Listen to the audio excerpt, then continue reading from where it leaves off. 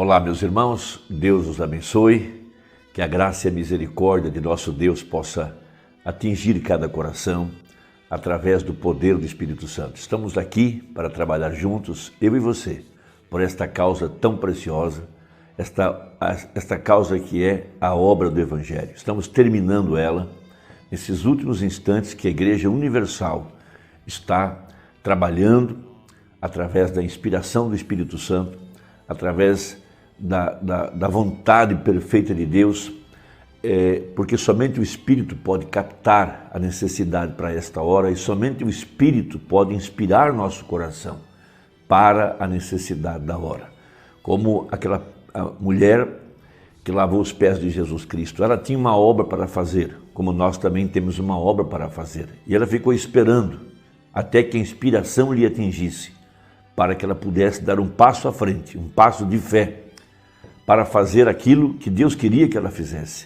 Ela não tinha uma toalha, não tinha como lavar os seus pés com água, mas ela por fé deu um passo à frente e Deus lhe proveu a água e lhe proveu as toalhas e ela realizou a obra, porque Jesus disse, ela me ungiu para a minha morte, ela fez uma boa obra.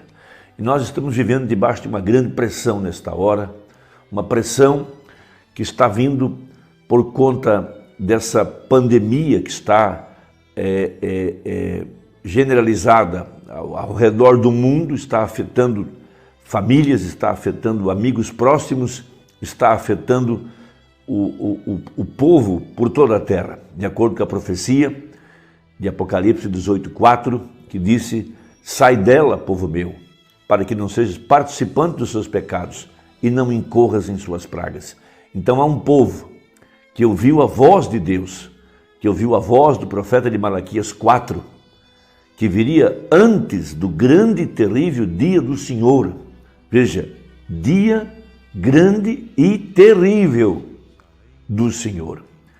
Em 1964, quando ele lançou aquela pedra ao ar, 3 dias depois, veio um terremoto que quase afundou o Alasca. Ele disse, o julgamento já começou. Então nós estamos bem em meio aos juízos de Deus que estão assolando a terra. Veja, de acordo com a Bíblia, o cavaleiro do cavalo amarelo, que se chama morte, lá está escrito que o inferno o seguia. Veja, e em seu rastro vinha pragas, mortes, fomes, guerras e etc. E nós estamos aqui, vivendo isso nesses dias finais. Agora, a igreja de Nosso Senhor Jesus Cristo, ela tem ouvido a voz de Deus. A voz de Deus tem soado através dessa mensagem de Malaquias 4, porque a Bíblia fala que essa mensagem seria introduzida para restaurar a fé, a condição original. No livro dos 7 selos, mais propriamente no primeiro selo, no parágrafo 167, citando Apocalipse 10, diz o Mombrana, mas quando ele começou a escrever aqueles outros 7 trovões, ele disse, não o escrevas. Ele tinha sido comissionado a escrever tudo o que viu, mas quando estes 7 trovões, lá em Apocalipse 10, soaram, ele disse, não o escrevas de modo algum. Eles são mistérios, ainda não sabemos o que são, mas, em minha opinião, eles serão revelados muito em breve. E quando forem, isso dará fé para essa graça arrebatadora, para esta igreja partir. Está vendo? Então, isso tudo está baseado em profecias do Velho Testamento, especialmente a profecia de Joel, capítulo 2, que fala a respeito desse tempo, citando o ensinador de justiça. Nós temos que lembrar que o anjo disse ao profeta, quando ele estava batizando 500 pessoas no rio Ohio, quando do céu desceu aquela grande luz, a mesma que Saulo viu no caminho para Damasco, e daquela luz saiu uma voz. Assim como João Batista precursou a minha primeira vinda, tu e a tua mensagem precursarão a minha segunda vinda. Então, Jesus Cristo tem vindicado, tem identificado, tem provado que esta é a única mensagem verdadeira. Veja, o profeta de Malaquias 4, que viria antes do grande e terrível dia do Senhor. Este é o profeta de Apocalipse 10, 7. Veja, uma mensagem vindicada, provada, totalmente escriturística, para trazer a fé para o arrebatamento. Então, não há na Bíblia nenhuma outra profecia aonde está escrito que haveria dois ensinadores de justiça ou que haveria uma outra mensagem após a mensagem de Malaquias 4. Você tem que fazer uma decisão. Se você quer seguir um teólogo, um pregador, por melhor que ele seja, por mais eloquente, por mais bondoso que ele seja, mas veja, o único profeta, a única mensagem, o único mensageiro é esse de Malaquias 4. E você tem que optar. Se você quer realmente entrar nesse canal para receber a fé para o arrebatamento, você tem que ouvir essa voz no coração. A razão pela qual esses 7 trovões soaram e não foram escritos é porque eles soariam dentro do nosso coração. E o que é que eles diriam? Esses trovões foram enviados para mostrar para você que essa mensagem é Jesus Cristo, que essa mensagem é Deus, é a voz de Deus, que essa mensagem é a única que pode nos preparar para o arrebatamento. É isso que esses 7 trovões falaram. E eles têm que falar dentro do seu coração de que Deus exaltou essa mensagem, Deus exaltou esse profeta, Deus exaltou essa obra. Isso você tem que ouvir, porque enquanto não ouvir essa voz em seu coração, você correrá atrás de falsos ungidos, como disse Jesus. Jesus disse, olha, há um homem ungido, uma mensagem poderosa em tal cidade, em tal lugar. Jesus disse, não vá lá, não acredite. Porque essa mensagem de Malaquias 4 está glorificada pelo Espírito Santo. Esse profeta está glorificado pelo Espírito Santo. É isso que os trovões têm falado aos nossos corações, que essa mensagem é a voz de Deus. Então veja Joel capítulo 2, a partir do versículo 21. Não temas, ó terra, regozija-te e alegra-te, porque o Senhor fez grandes coisas. Não temais, animais do campo, porque os pastos do deserto reverdecerão, porque o arvoredo dará o seu fruto, a vide e a figueira darão a sua força. Veja, nós somos esses animais do campo, nós somos o rebanho, nós somos as ovelhas, e ele é o nosso pastor.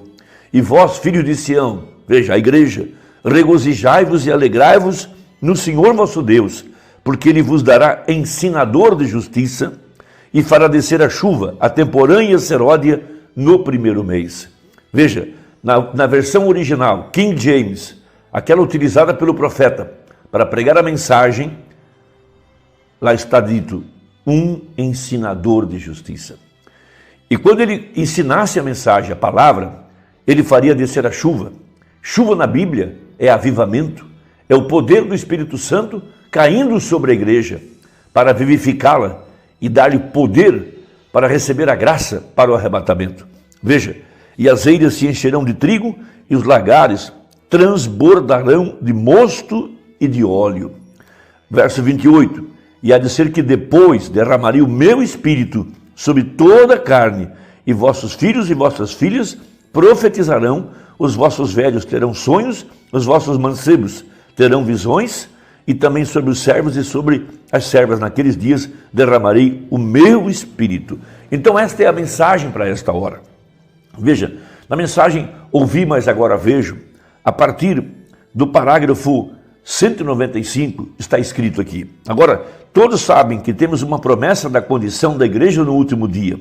A igreja, na sua condição presente, nunca pode cumprir os mandamentos de Deus. A grande comissão nunca poderia chamar a noiva. Quem fará isso? Os pentecostais? Eu diria que não. Nenhum do restante deles. Esta é a palha que está no trigo.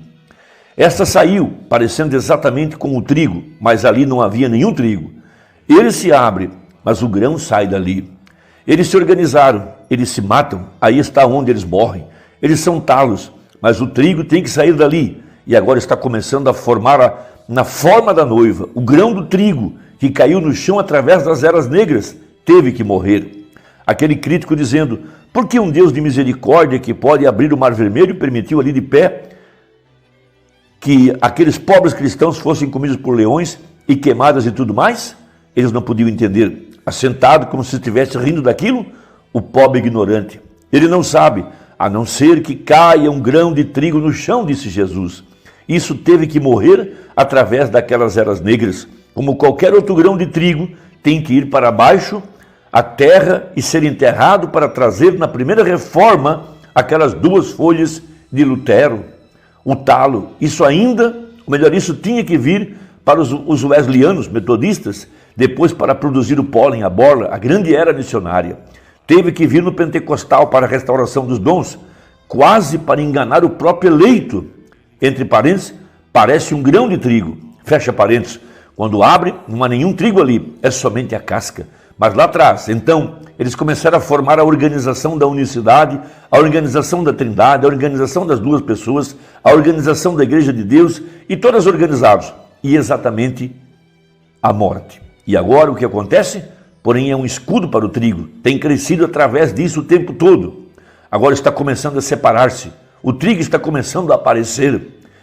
Esta não é uma era pentecostal, esta é a era do dia tardio, esta é a era da noiva, esta é a luz do entardecer, é quando Malaquias 4 deve ser cumprido para seguir o padrão de Deus. Isto é Lucas 17:30, para ser cumprido. Este é o livro de Jeremias e todo o restante deles, que Joel falou desses dias. Este é aquele dia. Eu ouvi, Senhor, e isso estava chegando, porém agora eu vejo isto com os meus olhos. Apesar de muitos grandes falsos personificadores, levantaram aqueles Janes e Jambres com todos os seus recursos para fazer tudo que Moisés fez. Nunca o atingiram ou o harão de forma alguma. Eles sabiam onde, como Jó, eles sabiam de onde vinha a sua inspiração. Eles sabiam que isto era o assim diz o Senhor. E a mesma Bíblia que falou deles disse, eles viriam nesses últimos dias personificadores. Falsos profetas, falsos ungidos. A primeira e a segunda etapa do ministério do irmão Branham, a cura, o discernimento de espírito, isso já se denominou. Isso não produziu o grão verdadeiro. O que produziu o grão verdadeiro foi a palavra, a revelação dos mistérios.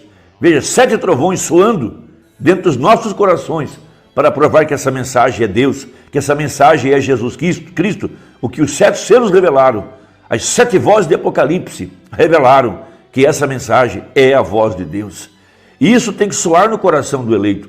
Os outros podem ouvir um trovão, mas não podem entender. Mas o eleito, por inspiração, por revelação, sabe que só há uma mensagem, só há um mensageiro, só há um homem comissionado, só há um ensinador de justiça. E eles viriam nesses últimos dias personificadores, aquelas denominações religiosas, quando algo começou. Quem começou primeiro? Moisés ou eles? Se ele tivesse começado primeiro, Moisés seria o imitador. Então, quem são esses que estão vindo agora após o ministério do irmão Branham? Imitadores. Porque eles não podem trazer nenhuma luz maior do que essa que trouxe o William Branham. Eles não têm mensagem. O que eles têm é uma imitação de dons, como Janes e Jambres. Eles caem na contradição de Coré. Mas o eleito ouviu os trovões em seu coração. O eleito sabe que essa mensagem é a voz de Deus. O eleito sabe que essa é a palavra manifestada, o verbo. Que Deus te abençoe. Que este trovão soe dentro da sua alma. Que Deus te ajude e mande essa mensagem para quem você ama. Vamos trabalhar juntos e até a próxima, se Deus quiser. Em nome de Jesus. Amém.